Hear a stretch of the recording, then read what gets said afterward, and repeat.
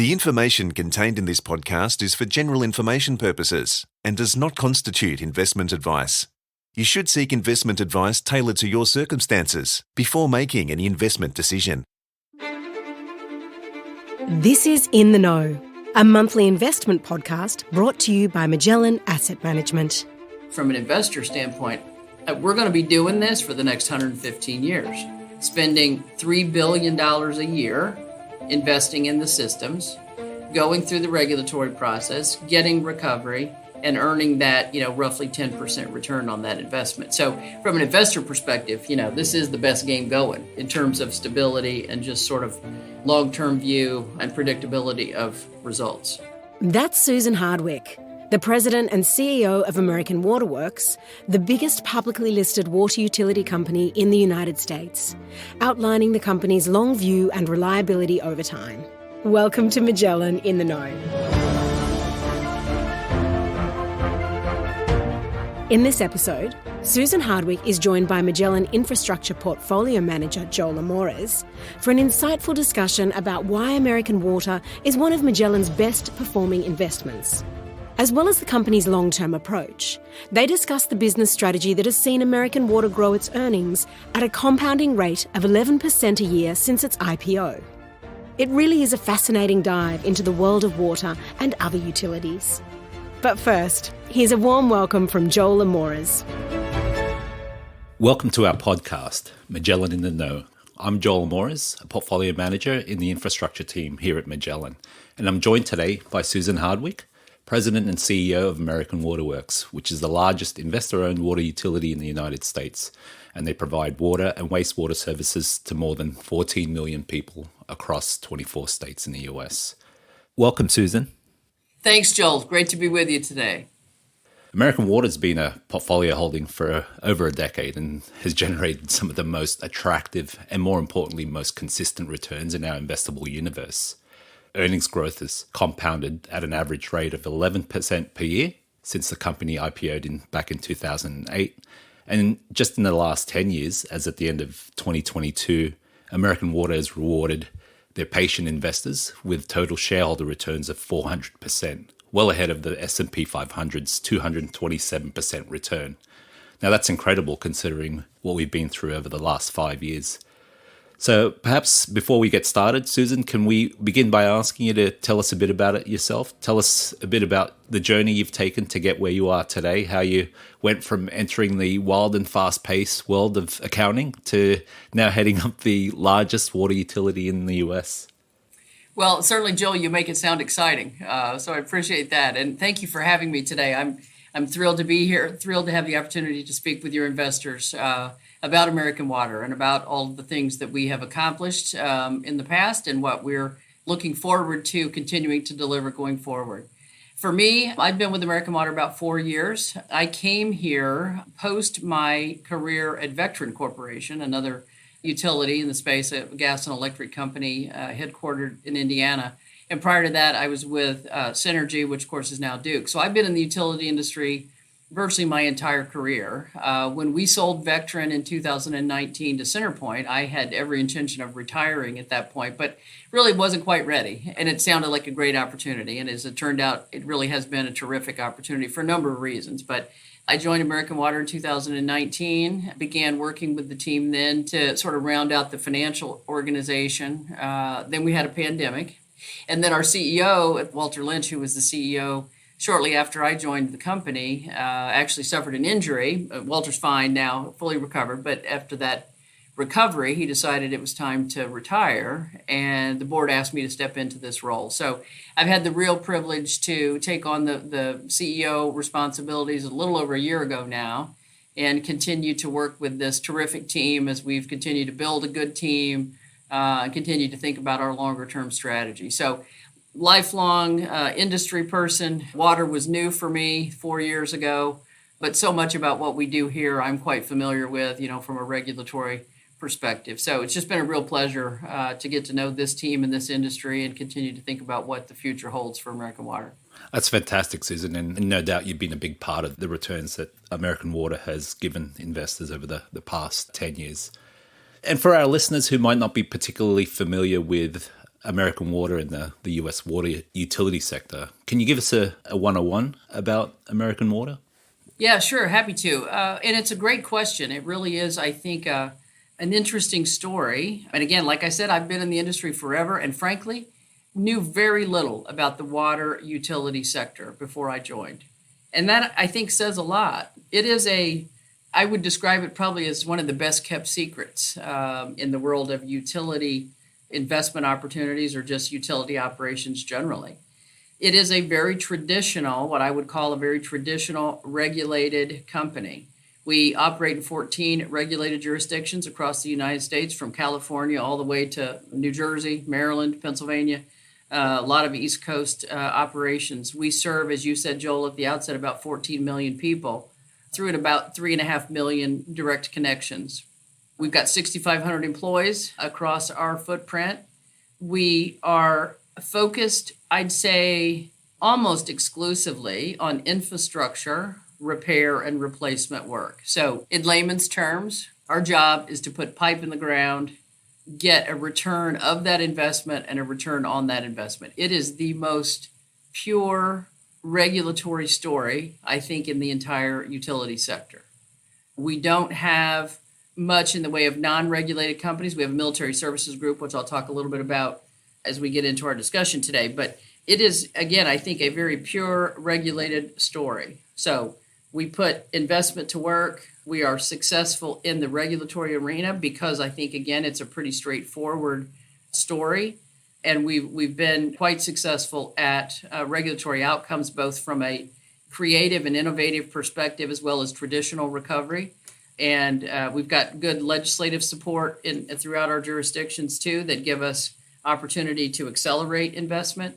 And I just think, again, it's a big business, as I gave you sort of a sense of the size of the business. So it's large, but it's very, very straightforward. And that's one of the reasons I think that, from an investment return standpoint, we've been very steady, very predictable, very reliable in terms of what we're able to deliver back to shareholders. So that's American Water, sort of as its place in the industry. Now, the larger sort of perspective on the water industry, I think, is one, again, that most investors, and really, honestly, I would just say the general public probably doesn't understand about how the water infrastructure system is in the United States. There are over 50,000 water and wastewater suppliers in the country. And you contrast that to the number of electric utilities or gas utilities in the country, in the 40s, 50s sort of number. 52,000 people providing this service. And we're one of, call it 8 investor-owned utilities. We are the largest by probably a factor of 3 compared to our nearest competitor. And then it drops off significantly after that. So we are far and away the largest public utility in that space. These 52,000 suppliers, as I talk about, they're in all variety of states of well-being, let's say. I mean, they're mostly municipal systems.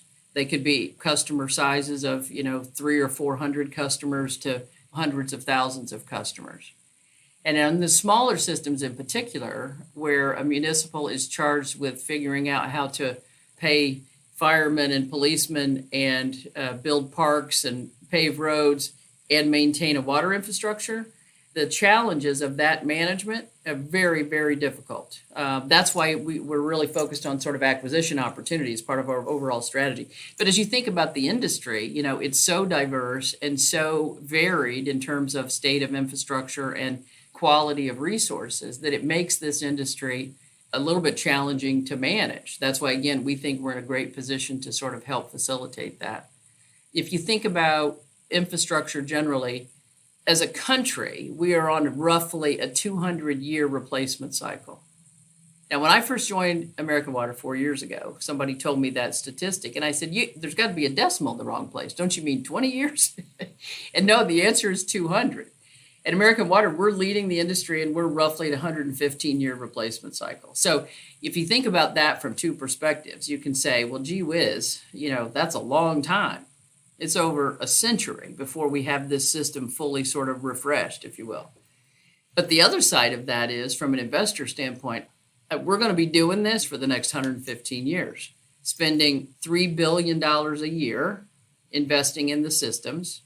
going through the regulatory process, getting recovery, and earning that, roughly 10% return on that investment. So from an investor perspective, this is the best game going in terms of stability and just sort of long-term view and predictability of results.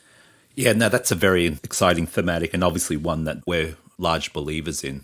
And I think you sort of touched on a couple things here, which we'll dive into later. But before we sort of dive into your business model and the long-term strategy, let's maybe set the scene and talk about the current backdrop you're operating at the moment. So US infrastructure is in pretty ordinary shape. In fact, in the last iteration, the American Society of Civil Engineers gave the country's infrastructure an overall grade of C-, which is, according to them, less than mediocre. Now, mediocre is arguably a generous description. So how does water and wastewater in the US stack up in all this? How mediocre is it? I note that it was given a C- in terms of drinking water and wastewater as well. Is it really that bad? Joel, I think our answer to that would be yes. That's why we believe what we're doing here is, sure, we're an investor-owned company, but we also believe that we have a significant mission here. We have a significant purpose in the drive for solutions to the problem you're describing. And I was actually at a meeting yesterday with our National Association of Water Companies, and we were talking about this very issue. And we were talking about, how can we get more focus on the need? And I do believe it is around awareness. I mean, I just told you, I've been in the industry for 40 years, and up until 4 years ago, I had no idea that the infrastructure for the water and wastewater systems in this country were in the shape that they were in. I mean, it is a very tightly held secret for whatever reason. And I think it is because, again, we've got 50-some thousand people trying to do this work, and they're doing the best jobs they can, relative to all the other priorities that they have. But at a national level, and I think even at a state regulatory level, it's just not widely understood the state of this infrastructure. So again, it's a sort of a troubling environment, but it creates a great opportunity for companies like ours who have the size and scope and scale that we have to be able to generate capital. We have outstanding access to capital. We can do so at reasonably low cost. We can make the investments on behalf of customers. We can improve the overall sort of infrastructure landscape, and we can make pretty substantial progress. Again, that 200 year to 115 years, it may sound like, again, 115 years is untenable, but if you're talking about 200 versus 115, I mean, you can see the sort of progress we've been able to make because of the size and scope that we have to try to address those issues. We need to address things like just state of infrastructure. We need to address things like preservation of the resource. So where is the treated water going? Another statistic I found interesting, as a country, roughly 20% of the treated water, so this is water ready for you to drink, your kids to drink, 20% of that treated water we lose before it gets to the ultimate customer. Yeah, that's an interesting one too. The other one I heard was that there's a water main break every 2 minutes. So effectively losing 6 billion gallons each day. And that's about a little under 23 billion liters per day, or the equivalent of 9,000 swimming pools. So you'd think that's a jarring statistic. It is. It really is jarring. And of that 20%, treated water that we're losing, I mean, main breaks are obviously a large contributor to that, but also just the pipes themselves. I mean, when we take over systems, we'll find that the pipes have deteriorated to a point where we're literally just distributing water through, solidified dirt pathways, or partial concrete, partial, plastic, whatever, just pieces of pipes that are still in place. So, of course, seepage, is also a big contributor. So, and again, you contrast that 20% to, in the electric industry, line losses, 4, 5, 6%, gas loss, 1, 2%, we're talking 20. So there's real opportunity here. And again, you just have to think about this from both sides of the equation. Sort of state of play, which is not good and needs to be addressed, and investment opportunity that a company like American Water is really trying to push forward. And again, when you think about, the simplicity, and again, I say it to our team all the time, we just put pipe in the ground and we get our money back plus a return on it. That's what we do. That's a pretty simple business model. It is. And I was actually talking the other day with some of your colleagues, and we were talking about in certain parts of the country, they're still pulling up wooden pipes, which were in the system and somehow have fallen through the cracks. And I think it was maybe over a decade ago, I remember talking to some of your predecessors, and they'd pulled up, as in the process of replacing pipes, had even pulled up wooden pipes. We actually had an example of a wooden pipe that we had recovered from a system we acquired. We showed it to our board. And I mean, our board was like, are you serious? I mean, people thought, well, we're just joking. But no, it is real. We find all sorts of things that are used to convey water to customers. Yeah. So there's an estimated $434 billion of investment needed. At least that's what's been quoted from the same engineering group. Needed in water and wastewater over, through the end of this decade. And that's all, as you had talked about, complying with regulatory requirements and safety standards, as well as system hardening. And then equally important is technology and cybersecurity. So where does American Water fit in all this? Susan, can you put this into context for our listeners, investors? Can you frame the size in terms of dollar amount and the scale of the opportunity for American Water? We are spending over the next 10 years about $32 billion, roughly $3 billion a year. You can just sort of do that simple math, and we're roughly in that neighborhood. We have focused more of our annual spend on what I would call resiliency. So we are transitioning more of our regular spend to projects that are responsive to some of the changes we're seeing both environmentally and technologically and sort of customer expectations. So we're doing a lot of work where we have seen, 500 or 100-year floods happen every 3 or 4 years. We've taken treatment plants and we've moved them to higher ground, where again, geographically, you would say, based on work we've done with our civil engineering teams over the years, would say they're not in a floodplain. Well, we're seeing lots more evidence of that type of excursion. So we're taking proactive measures to put our assets in a different situation so we're not subject to those kinds of exposures. We're seeing customer demand vary because of the variability in climate. And we're seeing real extremes in weather, really hot and dry, which is good for us, to really cold and wet, which is not so good from a demand standpoint. So those sort of variations we're seeing, and that creates a lot of stress on the system. So the ability to sort of predict and be prepared for that sort of variability is also part of our planning process. I think the thing that's challenging in this area, in terms of how we allocate capital, how much capital we put to work, and how we allocate it amongst the various things we need to do, is really driven by the customer impact, frankly. If I have to think about any sort of constraint we might have, and we do this ourselves, we talk about this a lot internally, what are our limiters on how much we can spend and how quickly can we spend? I'd say it really is on the customer side of the equation. We obviously don't have trouble accessing the capital markets, both debt and equity, having just completed our equity raise a couple of weeks ago. So it's not capital, it's not balance sheet, it's not regulatory outcomes or legislative support. It's really none of that. It's just about the pace at which we can put this investment burden on the customer.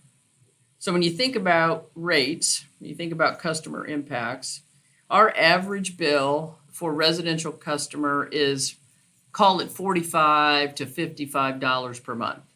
Now, you think about that compared to, we always use the sort of cable bill example. An average cable bill in the United States or cell phone bill might be, $250, $300 a month. I mean, it's a fraction of what you're paying just to be able to use your iPhone or to, watch streaming services on your television. But it does go into the larger equation for the customer. They're seeing rising prices across all elements of living, inflation sort of throughout. Electric bills are not cheap. Gas bills are not cheap. That cable bill I mentioned, not cheap. Our goal is to make sure that as we think about the customer's overall wallet share, we try to keep our piece of that wallet at roughly 1% of the total household income or lower. That's how we kind of set our metric that helps us determine how fast and how significantly we can accelerate the spending. So all of those go into that larger equation that you're asking about. How do we take in all of the changes around us, the need to sort of speed up this investment to sort of continue to shrink this replacement cycle? How do we think about customers' ability to pay? All of that sort of goes into that equation. And we think we've got, a bit of a secret sauce here on how we balance all of those pieces. But it is a constant focus. And, I don't think we'd be able to be as successful as we have been and as confident as we are in the future if we didn't have that secret sauce kind of figured out on how all those pieces fit together. A lot of our investors know and have heard about the energy transition thematic here. And I would argue that the thematic that you're on, that you're investing in, the opportunities that you have in front of you are just as, if not even more attractive than what your electric and gas utility peers have come up with. And what we're looking at, as American Water has publicly stated out there, investors are looking forward to a long-term earnings growth rate of 7 to 9%, which is sort of best in class. When we think about returns, and we're very risk averse at Magellan, and 7 to 9% is very attractive, particularly in this environment. Is this a case of higher growth and returns equals higher risk? Can you talk a bit more about the risks in and around achieving that 7 to 9% over the next 5? And it sounds like it's more likely to be 10 years at this point. Yeah, again, great question. And I think our real limiter there, again, is around how quickly can we push this to the customer. My personal belief, as I really sort of understand this business more every day, is that the risk is actually quite low in our business, the risk of continued performance at this level. I think the growth rate that we have established is appropriate for all of the pieces that, I described a few minutes ago that we try to put together. How quickly can we move? How much balance sheet capacity and or pressure might we be under? How much customer impact can we comfortably absorb?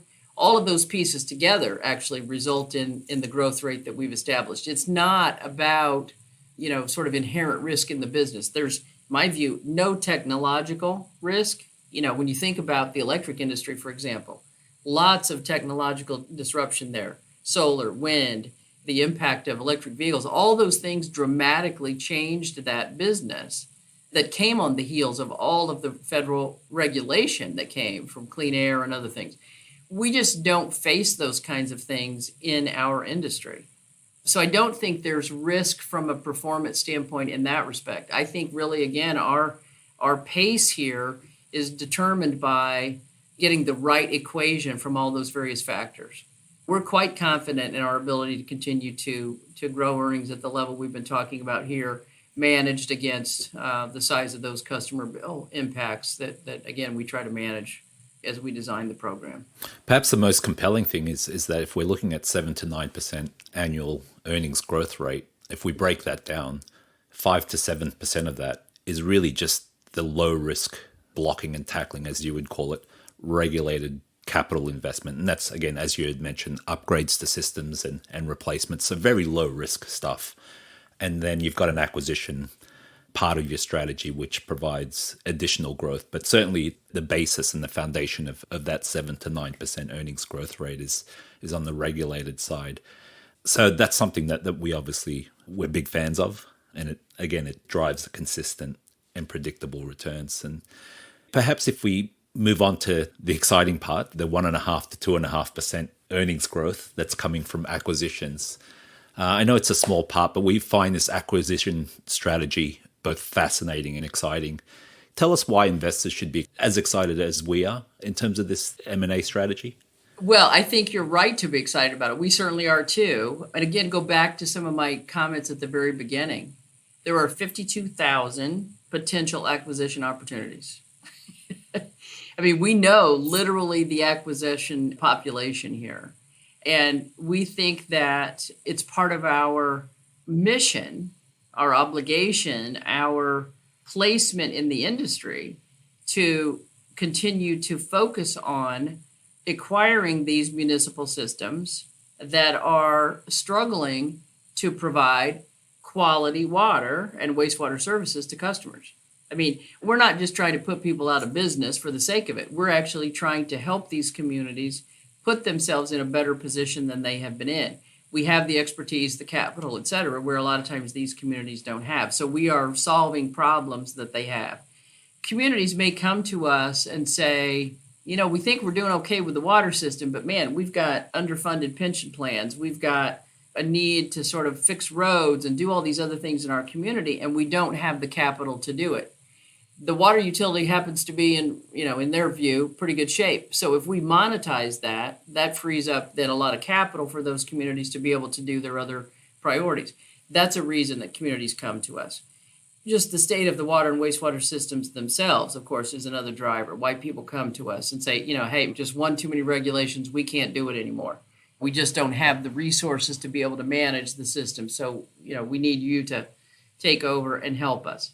There's a whole variety of reasons. And I'm sure you've seen the EPA just put out this proposed rule on these forever chemicals, PFAS. So we're still evaluating that. But that's certainly another area where communities are saying it's beyond us. It's too hard for us to sort of figure out how to deal with that.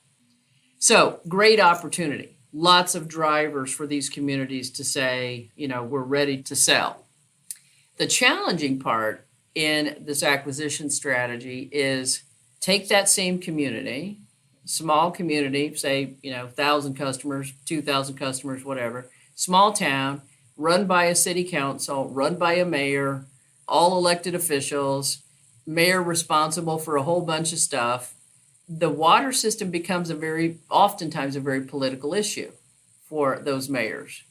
Water's personal to people. So when the mayor starts talking about, hey, I'm going to sell this system, people get kind of worked up about it. And so navigating that local process to secure that community and pick up those 2,000 customers is often, a very time-consuming process, frustrating.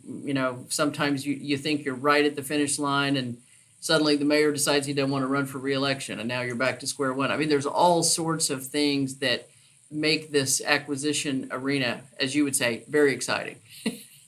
But again, there's 52,000 opportunities to do this. And we have a very experienced and widely distributed business development team out in our jurisdictions that have those relationships, know those mayors, know those city council members, and are spending time in those local communities to develop those relationships and make the case for, why now is the time to sell your system to American Water.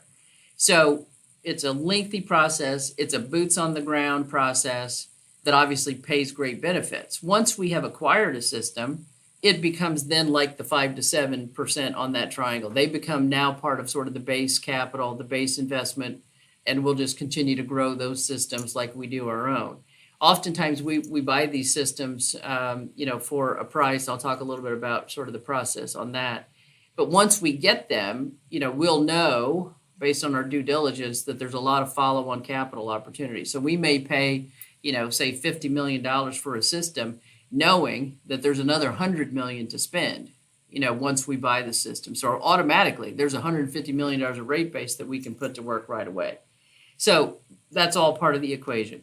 We have worked hard in all of our jurisdictions to get supportive legislation that makes the acquisition process work pretty effectively. And one of those tools is what we call fair market value. So we have legislation in many states that actually encourages this privatization, encourages communities to sell to a company like us because it guarantees the value they get in a sale, and it guarantees us recovery of the purchase price. So we don't incur a bunch of goodwill. We don't load up the balance sheet with unrecovered assets. We all know going in, what is the real value of the system and what we'll get in terms of rate recovery. So that facilitates a lot. And again, it works on both sides. The community, they don't have to be expert negotiators. We do appraisals when we let that process sort of determine the fair value of the system. So the city gets what they, are entitled to, and then we get certainty around recovery of the investment. So very important part of the process. So is it just purely on price that gets municipalities across the line as well as regulators, or is there more than that to convince them to sell to you? Yeah, you really have to address what their real need is. I mean, in some circumstances, it is about finances. It is about securing a purchase price that solves a particular problem for them. But in other situations, it's less about the price and more about just quality of life. It's more about other community initiatives that they want to advance versus managing or maintaining a water system. And that's one of the things that's so important about this strategy for us, is to have those business development folks in the communities, on the ground, understanding what that community's specific need is so we can design a transaction that works best for them. It's not a one-size-fits-all. It's not like, you typically think about normal investor-owned M&A. It's a different animal altogether, which is great, but also, makes it a bit more complicated. And where's American Water's competitive advantage in all this, in terms of the acquisition strategy? I think it is our size and scale. We have a lot of examples to be able to share with communities. We have a lot of, sort of track record here in terms of making communities a dramatically different place to live and work than they were before. And we use testimonials a lot. We do a lot of work where, we'll acquire one system and then we suddenly then get lots of interest in the communities all adjacent to the one we acquired, because we leverage that experience with these other communities. So it is really just our size and our footprint that allows us to be successful in this arena. I mean, I can't emphasize enough how local this acquisition business is. If I'm sitting in Camden, New Jersey, in our headquarters today, if I sent my chief growth officer to some small town in Illinois to knock on a door, they would say, "Who are you?"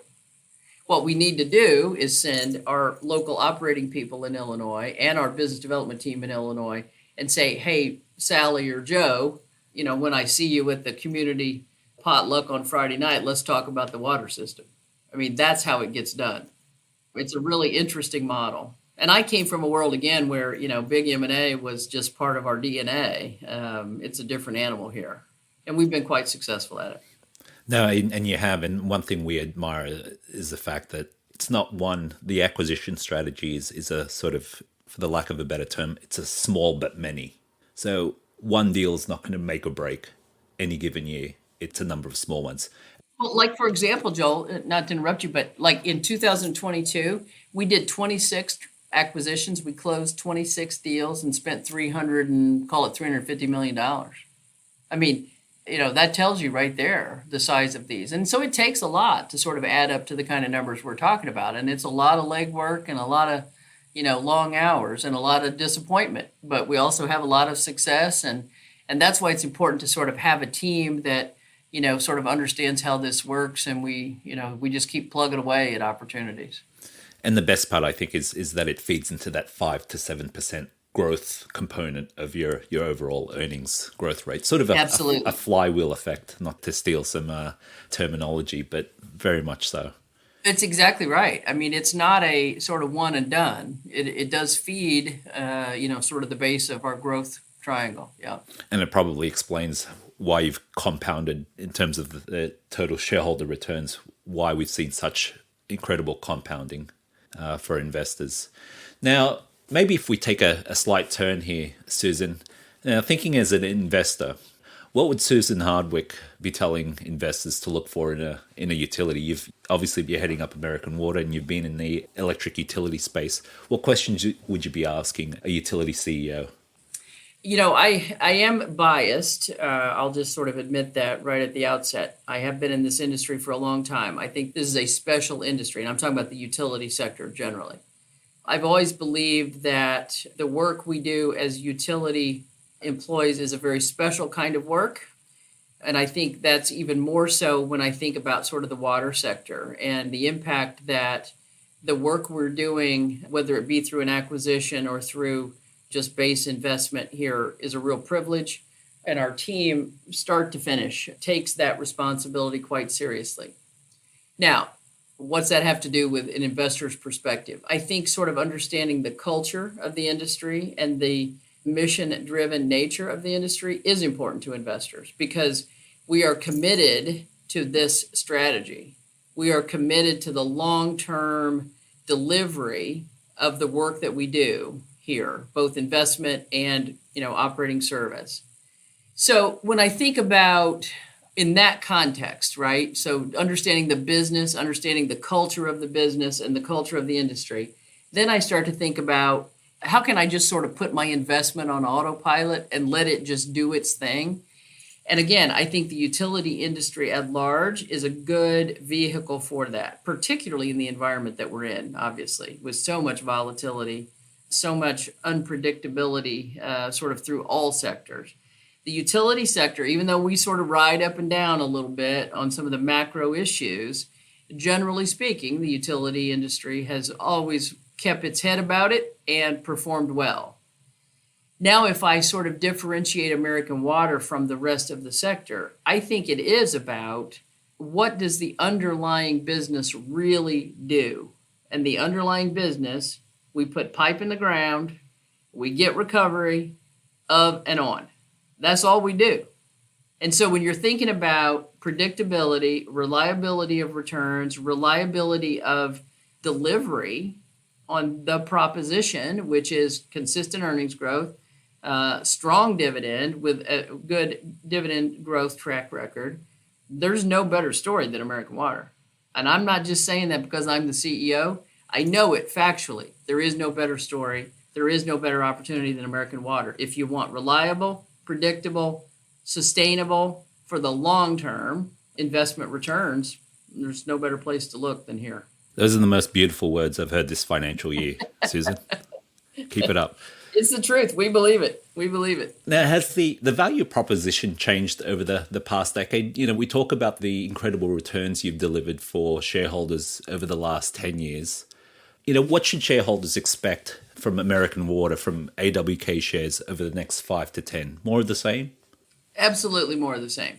Now, I can't sit here and tell you that, we're going to go, I don't know what we closed at today, but, we're going to go from $138 a share to $200 a share. I'm not going to make those kind of predictions because there's so much of that macro backdrop that affects, the absolute values here.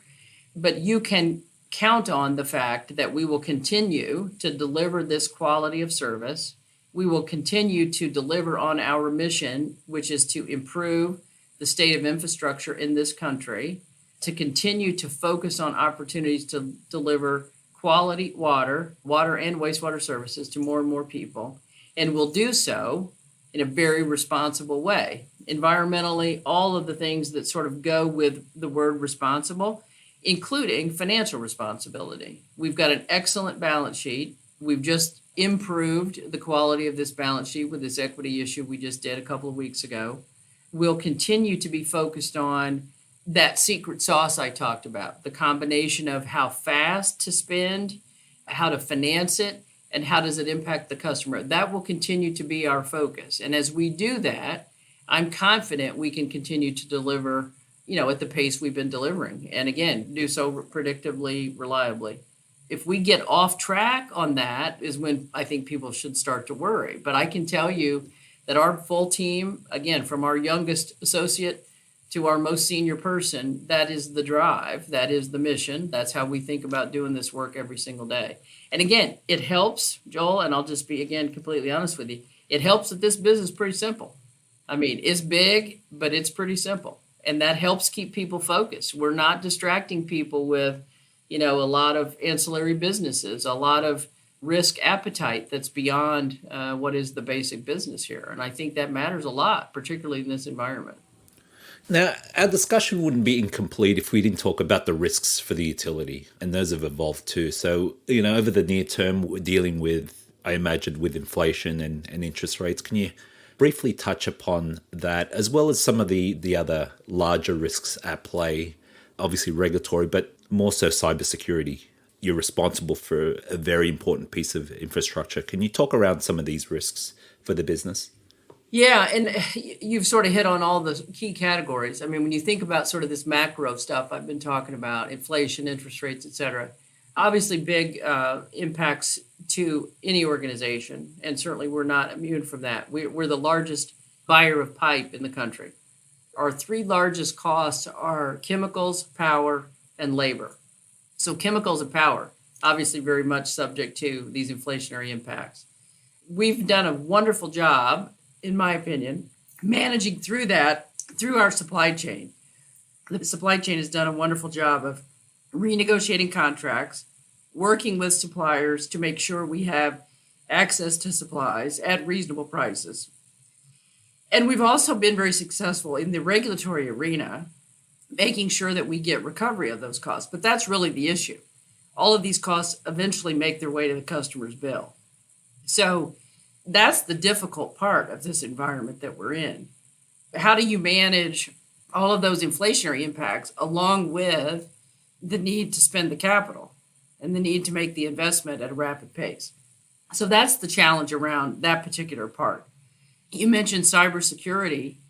I think it's an interesting topic, and it's obviously one we spend a lot of time on. We're actually working directly with the White House and the various task force on cybersecurity to address larger concerns around infrastructure. The weird thing about the water sector, though, unlike the electric grid as an example, it's not integrated. So when you think about the opportunity that cyber threats have on the electric system to do some sort of attack and essentially wipe out a significant part of the country or even all of the electric grid, it's not possible in the water sector. So that's a mitigating factor. I know that sounds weird, but it is a mitigating factor. Because our systems are so poorly connected, it's difficult to sort of disrupt a large section of the population. Now, what can happen, and we've seen a bit of this in not American water territory, but in the water industry, we've seen a few examples where bad actors have hacked into our water treatment plants, not ours again, but a water treatment plant, and hacked into the control system and changed the mix of chemicals going into the treatment plant. Now, in this particular case, it was detected, sort of human detection, before it affected any of the end users. But that's the risk, I think, in our sector, that it's not that they're taking out a large section of the population, but they're able to potentially hack into a system that could do bodily harm to people through, the treatment process.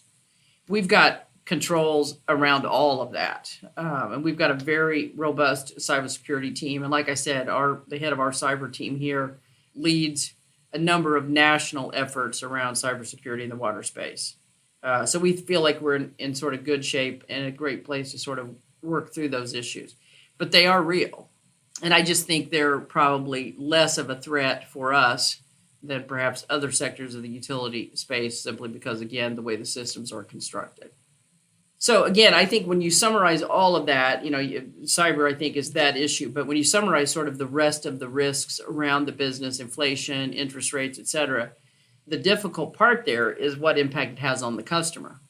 These costs do eventually find their way into the customer's bill, and we have to just manage around that issue. And to date, because of our size and scope, we have not had any impacts to our overall capital plan as a result of these impacts. And when I say that, I mean specifically, have we had to scale back our investment plan because of other cost increases that ultimately pass on to the customer? And we've not had to do that. We've been able to sort of manage through it with all of our various tools. And Susan, perhaps lastly, what did you learn as a CEO during the pandemic and then coming out of it as a business, as a person? Well, Joel, that could be a whole separate podcast. Okay, I'm gonna make this a quick answer. I learned two things. I learned that employees in the water sector, the utility sector generally, but in the water sector specifically, are remarkable people, and that we did not miss a beat as it relates to providing service to our customers. I knew that would be the case, but until you actually test yourselves, like the pandemic did, you don't really know. And, we did not miss a beat. Our frontline employees, we've got over 4,000 frontline employees, never missed a day at work, never missed a beat, never missed a single customer exposure. Now, we put all kind of safety protocols in place, of course. We did lots to protect our team as well as the public. But the ability to just continue doing what we do when, if you remember, and I'm sure you do, in the beginning days of this pandemic, it was scary.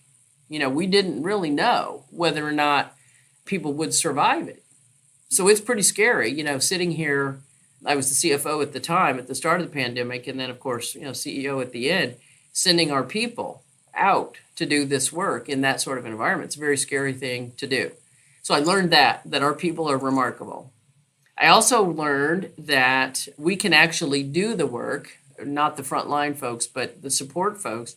We can do that work in a variety of ways. So, I know there's always a lot of discussion about, flexible work environment, all those kinds of things. I learned that we can, we're pretty adaptable people. We can get a lot done in a variety of settings in a variety of ways. And I think there's a lot of advantage to that. I worry about, do we lose the development opportunity that you get from sort of sitting in the office next to somebody? And I think we'll see over time how significant that impact is. But by and large, we've not missed a beat at that level either, and we've done so in a very flexible environment. Fantastic. Well, thank you, Susan, for joining us today. It's been an honor to have you on. This has been fantastic and very insightful, and hopefully our listeners have come to better appreciate the role of American Water in our fund and why it's been one of our longest held positions in the strategy. Well, thank you, Joel. We certainly appreciate the opportunity to speak with your investors today, and it's just been a real privilege for me to have time with you here today. So anything we can do to continue the conversation, we're happy to do. Thanks again, Susan. All right, thank you. That was Magellan Head of Macro and Portfolio Manager Jowell Amores, speaking with American Waterworks President and CEO Susan Hardwick. We trust you've enjoyed this episode of Magellan in the Know. Join us in a month's time for the next episode. For more information on upcoming episodes, visit magellangroup.com.au/podcast, where you can also sign up to receive our regular investment insights program. Thanks for listening.